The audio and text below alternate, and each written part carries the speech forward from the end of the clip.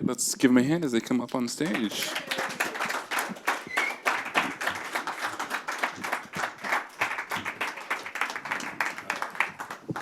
So I'll have you guys introduce yourself. I'm Carlos Colunga, one of the writers. I co-wrote this with Matt Rabinowitz, co-writer and director. And I'm Jeff DeCola, the producer.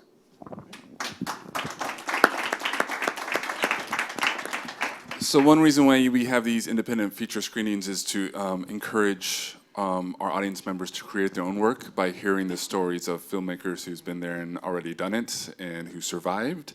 So, but film always starts with story and scripts. So obviously, where did the story come from? How did it get to the script process? You guys want to start there? Well, the story started really while having a cigarette on your balcony. Yes. We started talking about different ideas, different people that we like, that we admire. The people of the generation around the 50s, the 60s, people who did a lot with the civil rights. And we're talking about how, what a great job they did. And whether they felt accomplished or they feel that the job wasn't finished. And out of that came Sean. And it was really out of Sean that the need for the son started developing, and really out of Sean, the whole story developed. In fact, the story itself developed out of just talking about things that we liked. Yeah. Going back even a little further, we had an idea about I'm loath to call it a romantic comedy, but kind of a romantic comedy about two very Oh yeah, that's right. different kind of fucked up people. And it kind of stalled a little bit. It didn't really go anywhere, or at least we couldn't find a way to crack it without it being like very just depressing. But so we used a lot of those ideas once, you know, we found these three characters, or at least the character of Sean and his son, and we brought a girl in for the son and cannibalized some of those ideas from the original idea, I guess. And yeah, that's how it happened. And a lot of the ideas was really just both of us just talking about different possibilities. Just saying different words Yeah, to exactly. each other. And that's it. What if, like, you know, And that's it.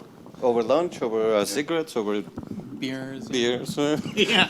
Yeah, that's it. Yes. And then we were talking in the green room, Jeff, you said it was on a trip to Vegas that you guys said you guys weren't gonna kind of like, let's It was do on this. it was on the way home. We're all hungover, and I It think was Matt. like the hottest weekend of all time. It really was like was. July 4th weekend in Las Vegas. It was probably not the best time to talk about business after like 2 just hot, drunken days.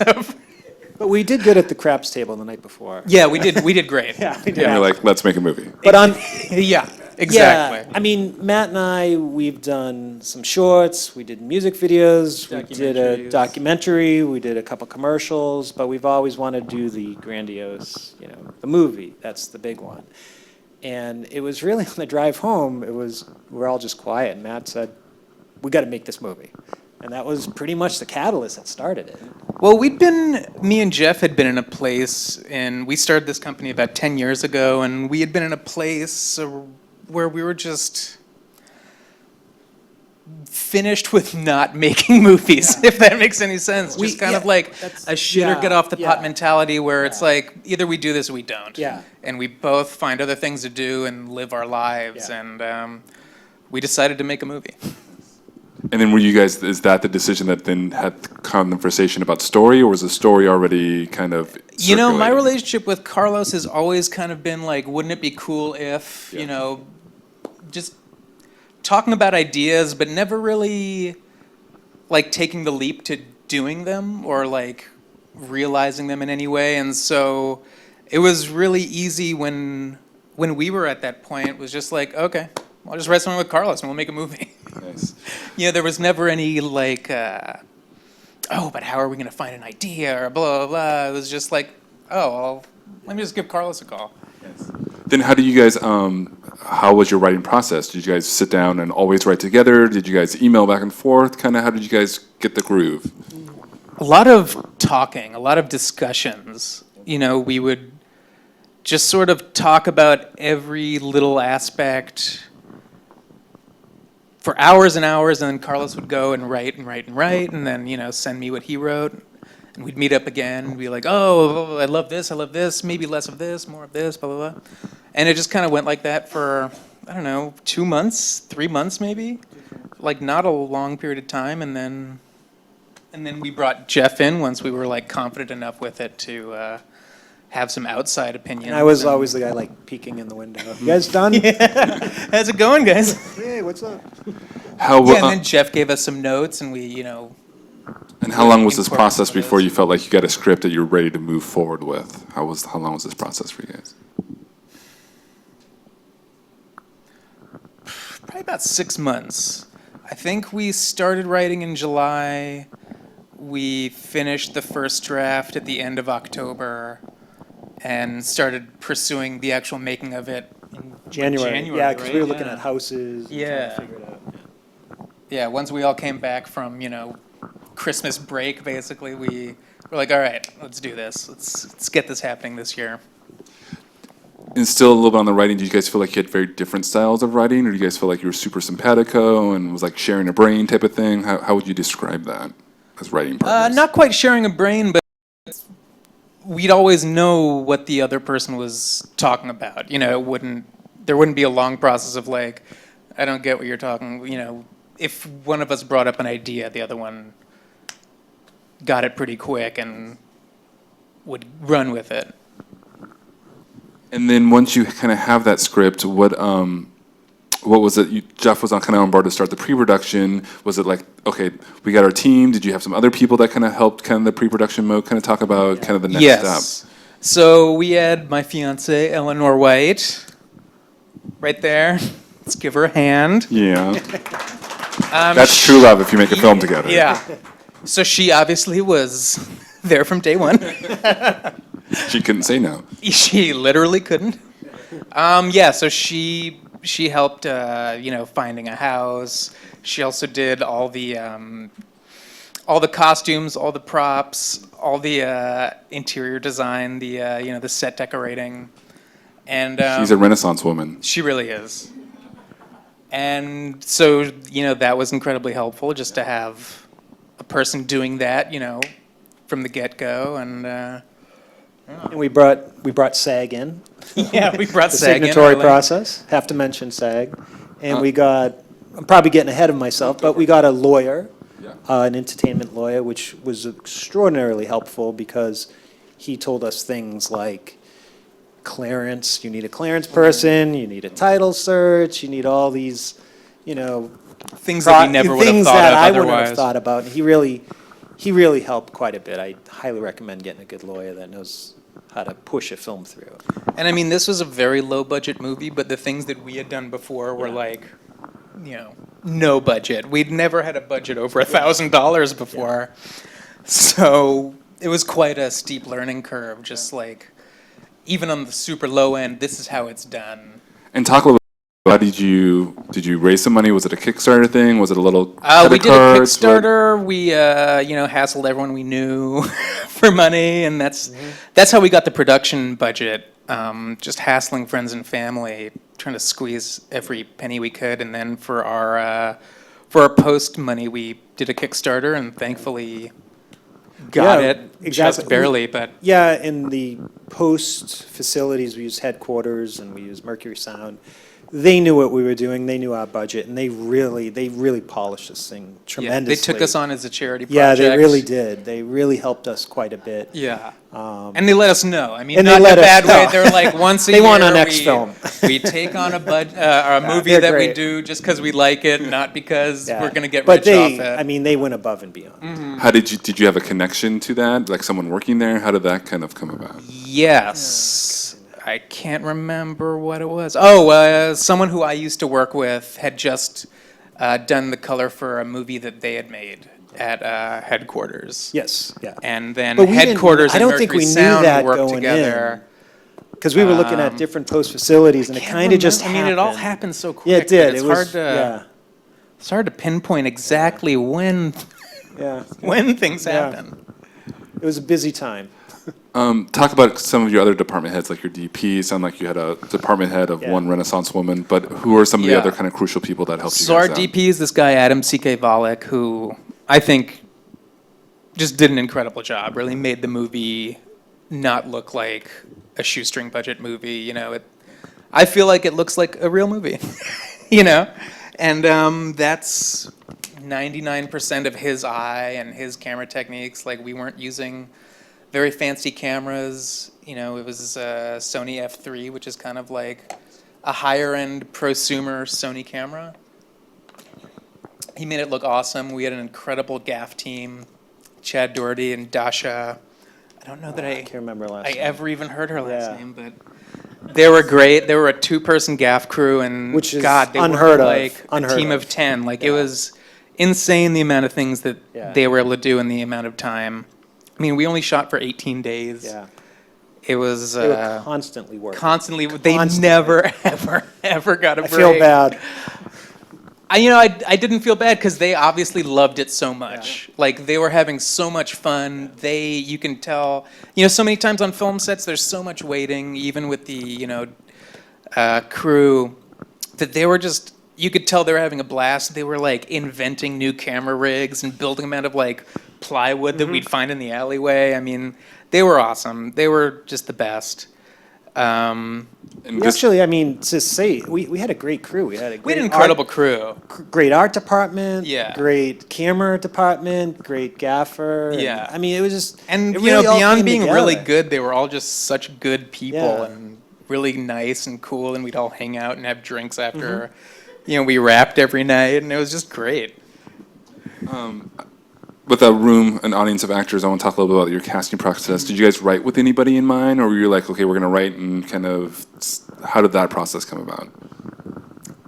Yes and no. We were always open to the idea of casting outside, but Carlos, who is also an instructor at the Lee Strasberg Institute, had known Anastasia and Coleman, and we were kind of writing, not necessarily for them, but not for them, if that makes any sense.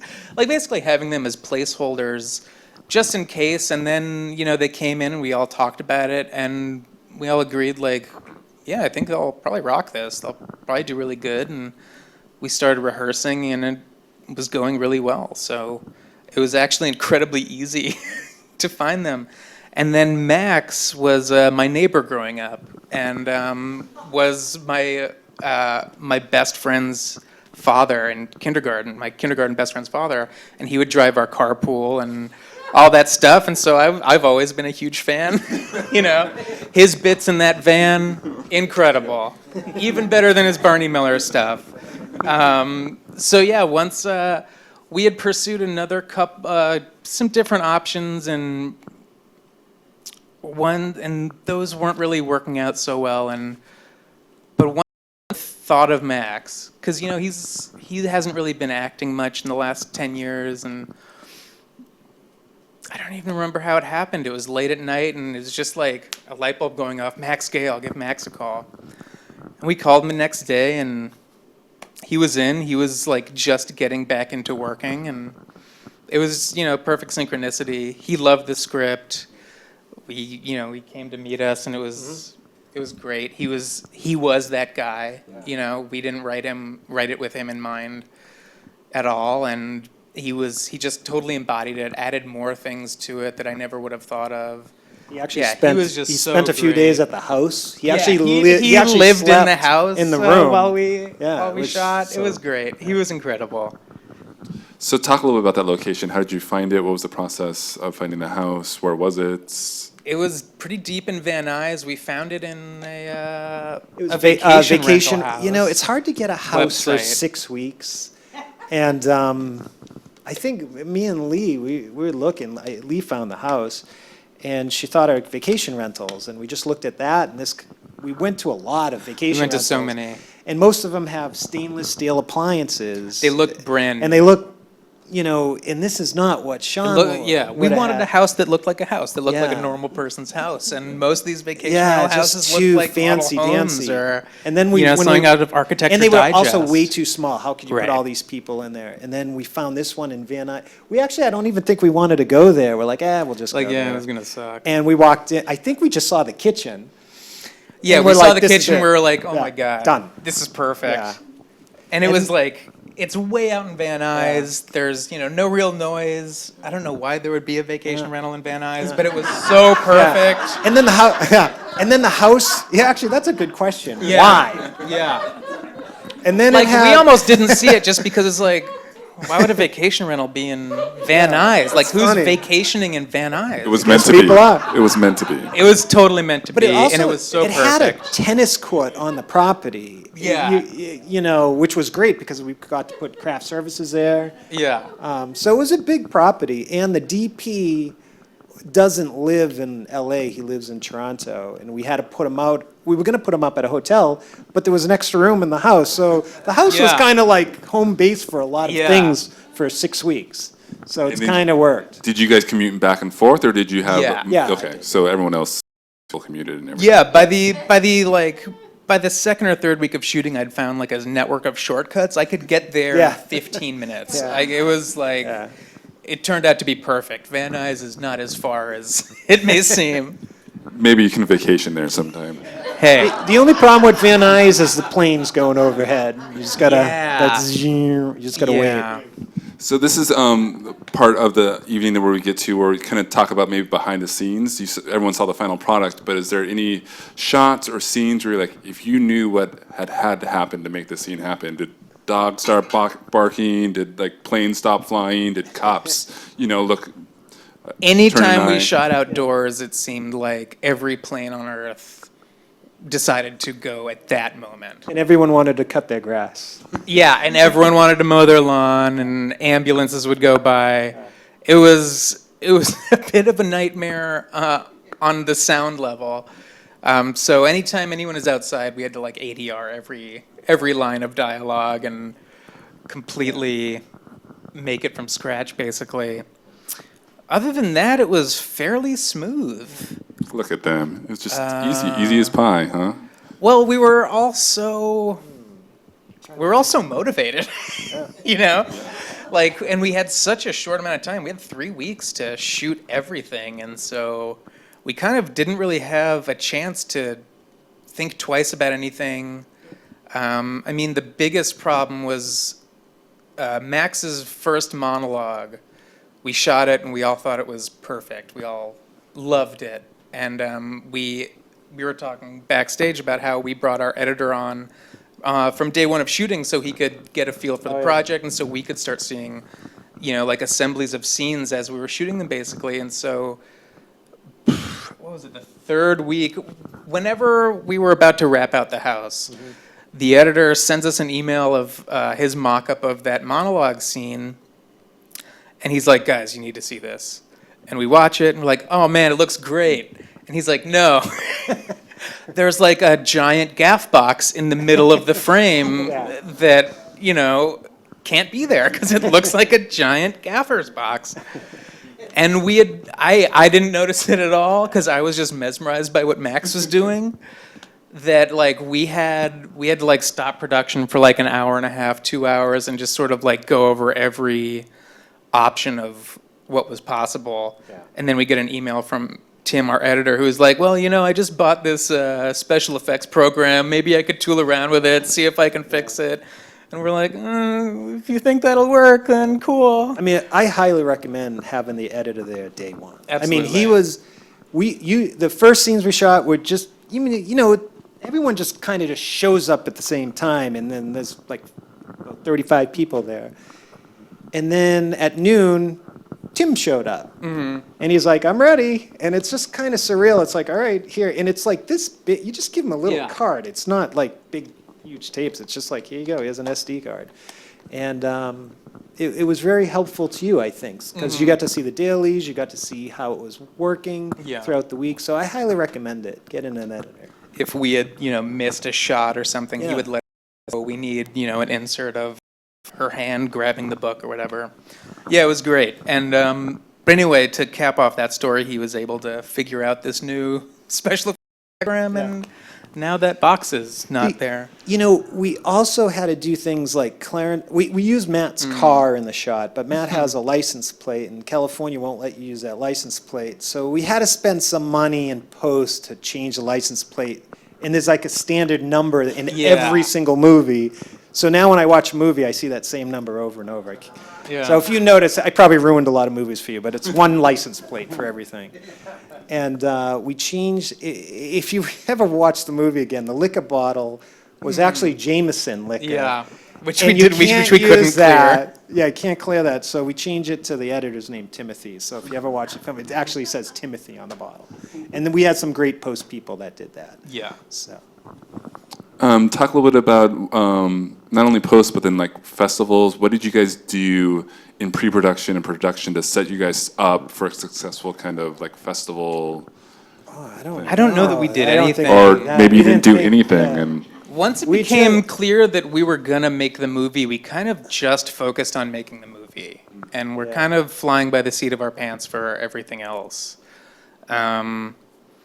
Yeah, I don't know that we even really thought about festivals until deadline started passing us by. The first deadline we Was submitted to was Sundance in Sundance. September. I think everyone, boy, was I naive. Oh yeah. And I sent it to Sundance. I'm like, all right, Here you go. Here's this movie you're And gonna they love. They don't really respond. No one really responds back if they don't like. They just ignore you, and we didn't hear back. And then they And then announced. Sundance happened. We were like, I guess we're not in happened, Sundance. We weren't part of it.